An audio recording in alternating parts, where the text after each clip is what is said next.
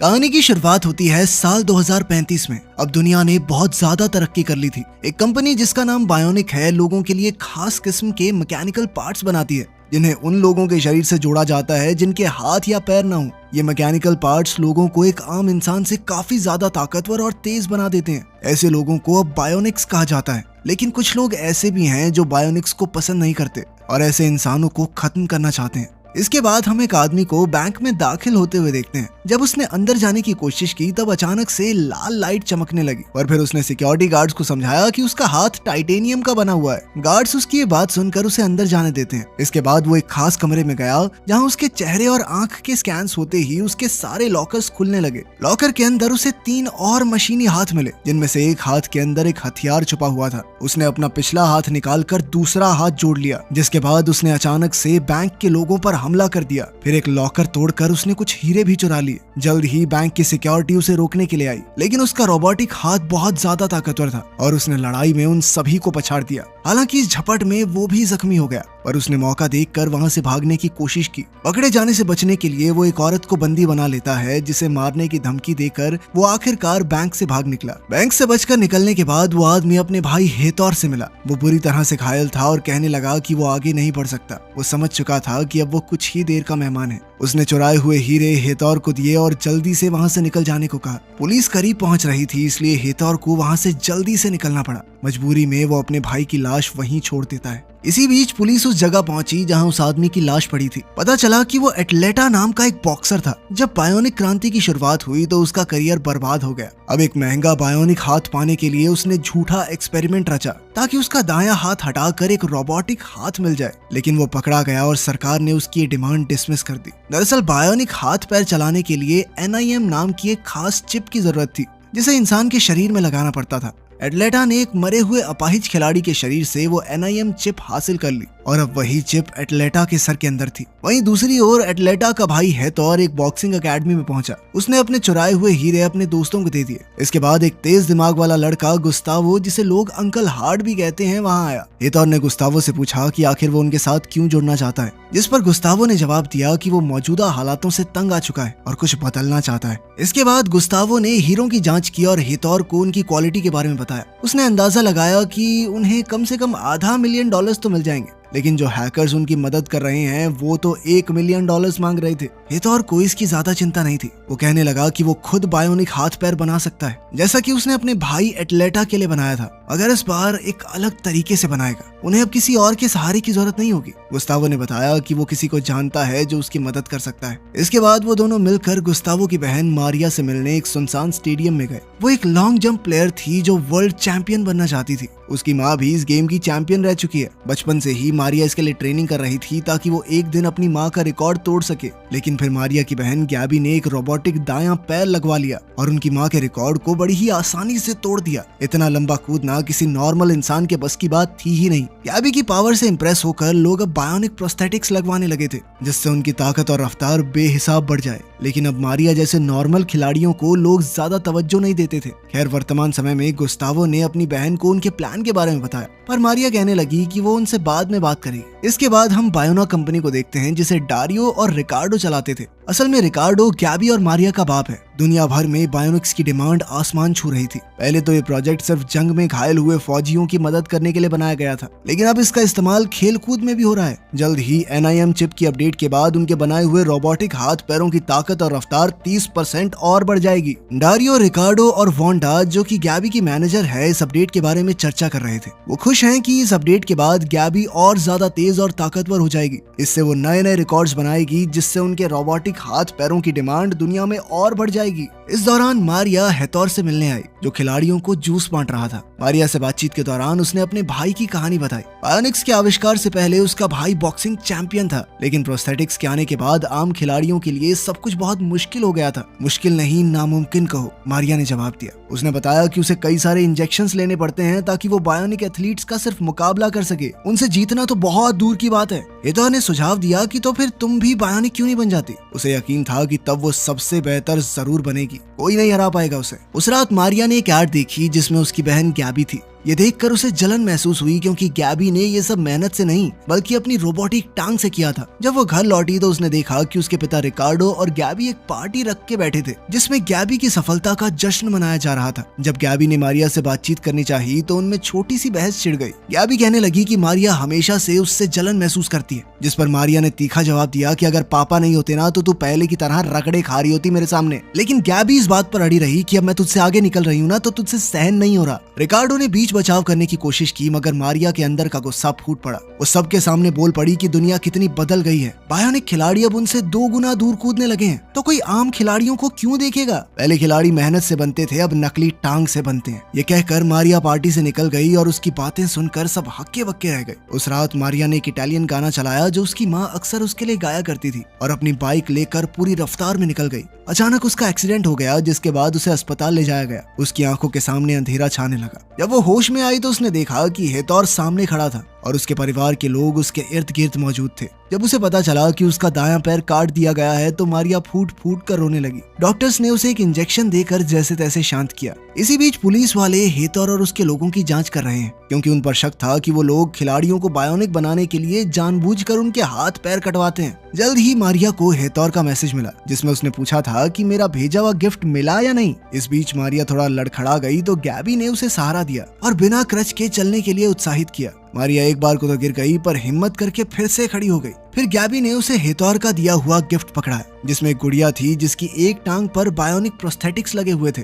ये एक इशारा था कि हेतौर मारिया को बायोनिक प्रोस्थेटिक्स देना चाहता है, जिसे देखकर वो खुश हो गई। जल्द ही वो NIM चिप मारिया के सर में लगा दी गई। डॉक्टर डारियो ने खुद उसका इलाज किया और सब कुछ एकदम बढ़िया तरीके से हुआ। इसके बाद मारिया को एक नया मशीनी पैर लगाया गया। मारिया खुशी से झूम उठी, क्योंकि अब वो सब कुछ दोबारा से कर सकती थी जो वो पहले करती थी, बल्कि अगर वो चाहे तो बेहतर भी कर सकती है। जल्द ही उसने फुल स्पीड में भागकर दूर तक जंप लगा दी। वो अचानक जमीन पर गिर पड़ी, जिसके बाद डॉक्टर डारिया ने उसे समझाया कि उसके एनर्जी लेवल्स अभी कम हैं और अगर कभी भी उसका लेवल 0 आया तो वो कोमा में चली जाएगी। अपने आप को फुल चार्ज करने के लिए उसे कम से कम 12 घंटे सोना होगा। जल्द ही हेतौर भी वहां आ गया और अब धीरे धीरे उन दोनों के बीच नजदीकियां बढ़ने लगी थी। और फिर एक दिन हेतौर ने मारिया से कहा कि अब बदला लेने का समय आ गया है। वो अपने भाई का बदला लेना चाहता था और उसने मारिया से कहा कि वो भी अपनी माँ और उन खिलाड़ियों का बदला ले जिनकी मेहनत और लगन को बायोनिक खिलाड़ियों ने धुएं में उड़ा दिया था। मारिया राजी हो गई, बस इस शर्त पर कि उसके भाई गस्तावो को इस सब में ना घसीटा जाए। अगले सीन में हम एक बैंक के ट्रक को देखते हैं जो बहुत सारा पैसा ले जा रहा था। मारिया ने हेतौर की टीम के साथ मिलकर ट्रक का एक्सीडेंट करवा दिया, जिससे उसके अंदर बैठे गार्ड्स घायल हो गए। जल्द ही मारिया ने स्मोक बॉम्ब्स फेंक दिए ताकि गार्ड्स बाहर निकलने के लिए मजबूर हो जाएं। पर तभी अचानक हेतौर ने उनमें से एक गार्ड को मार डाला और ये देखते ही मारिया चौंक गई। पुलिस करीब आ रही थी, इसलिए वो सब जल्दी से पैसे लेकर वहां से भाग निकले। बेस पर पहुंचने के बाद मारिया हेतौर पर गुस्सा हो जाती है। वो चिल्लाने लगी कि ये तो बदला लेने का कोई तरीका नहीं है, जिस पर हेतौर ने उसे समझाया कि उसे मारना जरूरी था, क्योंकि उस गार्ड ने मारिया का चेहरा देख लिया था। वो कहने लगा कि जीतने के लिए कुछ खोना तो पड़ता है और तुमसे बेहतर इस बात को कौन समझेगा। तभी मारिया ने देखा कि उसका भाई गस्तावो भी वहां मौजूद था। वो हेतौर पर चिल्लाने लगी कि तूने वादा किया था कि इसे इस सब से दूर रखेगा, पर हेतौर ने मुस्कुराते हुए बताया कि ये पूरा प्लान ही तो इस लड़के ने बनाया है, मास्टरमाइंड है ये अपना।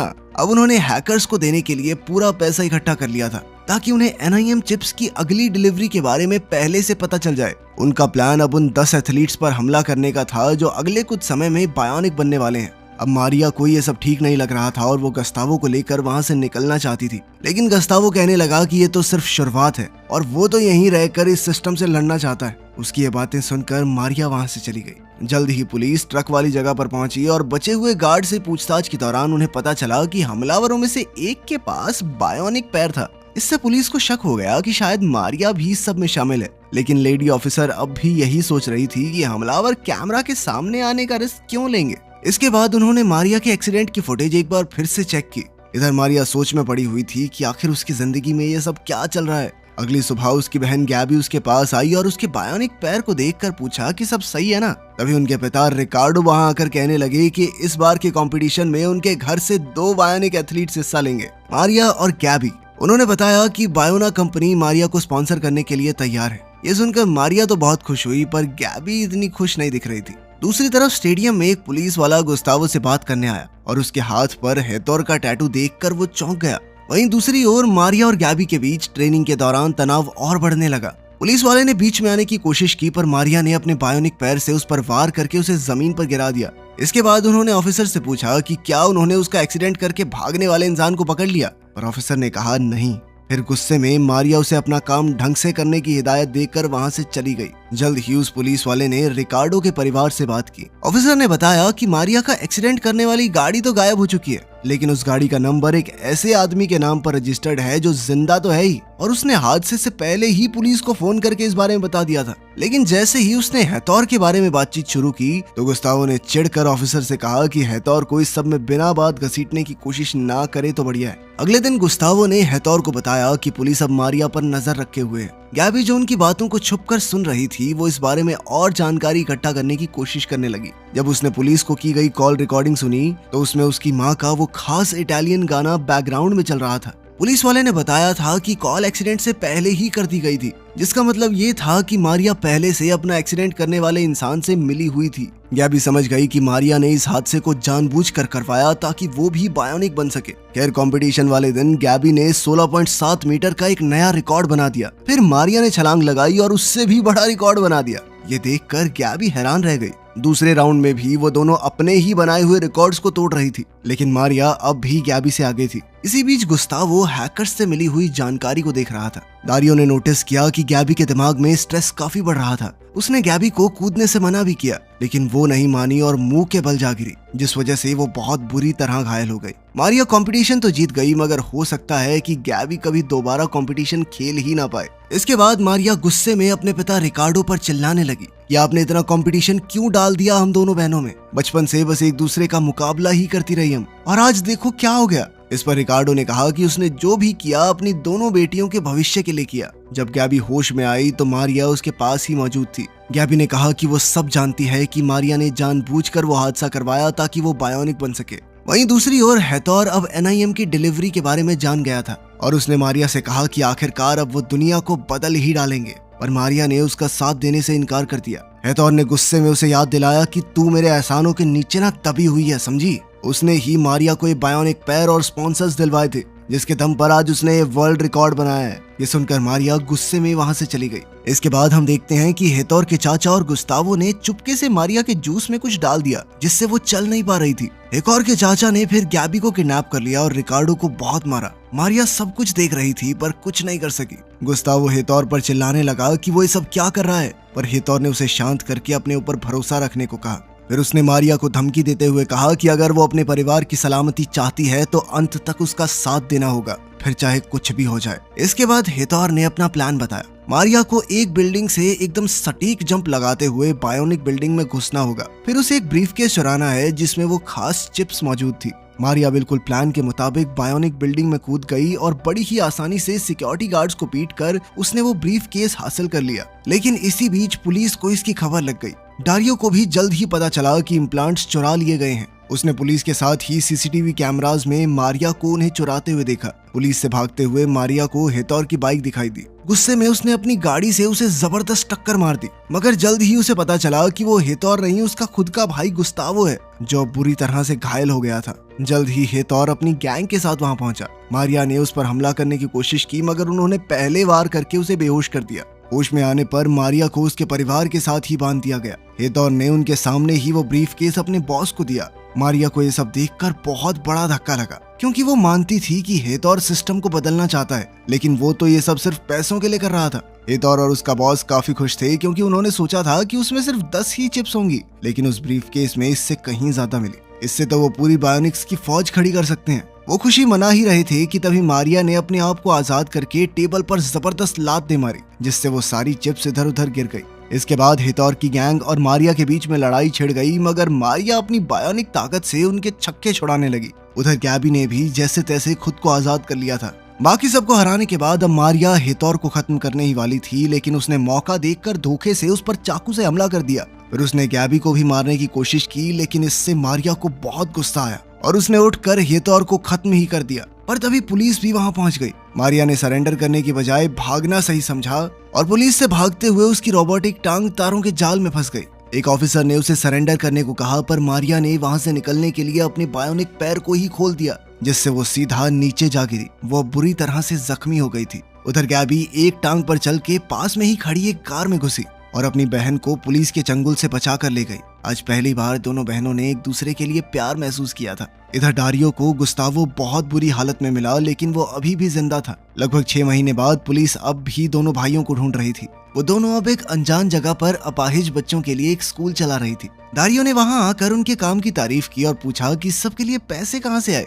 इसके बाद हम दोनों बहनों को हेतौर के बॉस से मिलते हुए देखते हैं। उन्होंने उसे समझाया कि बायोनिक्स की फौज की जरूरत नहीं है तुझे, उसकी सिक्योरिटी के लिए वो 3 ही काफी हैं। जिस पर बॉस ने पूछा कि 3 कौन? उसके ये कहते ही लगभग पूरी तरह से बायोनिक बन चुका गुस्तावो गाड़ी से बाहर आया। बॉस ने उसकी पावर टेस्ट करने के लिए अपने गुंडों को उस पर हमला करने को कहा, लेकिन गुस्तावो ने बड़ी ही आसानी से पहले गुंडे को पीट कर उसकी आयरन रॉड से दूसरे गुंडे की चलाई गोली इस तरह से मारी कि वो बॉस की टोपी को छेदते हुए गई। बॉस उनकी काबिलियत देखकर इम्प्रेस हो गया और उसने डील पक्की कर दी।